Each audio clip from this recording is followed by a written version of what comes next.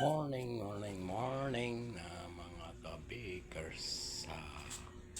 Luto na naman si ka-bakers. Ayan.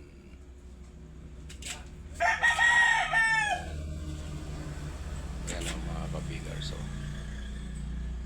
ang daming lutuin ni ka-bakers. Ayan.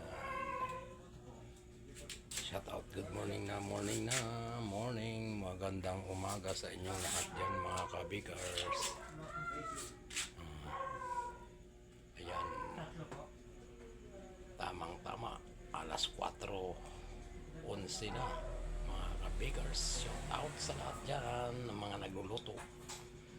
Katulad di ka-bakers. Okay. Tilaok na naman ang manok. May manok na sa likod eh. Okay mga ka-bakers, hanggang dito na lang muna si ka-bakers. Bye-bye.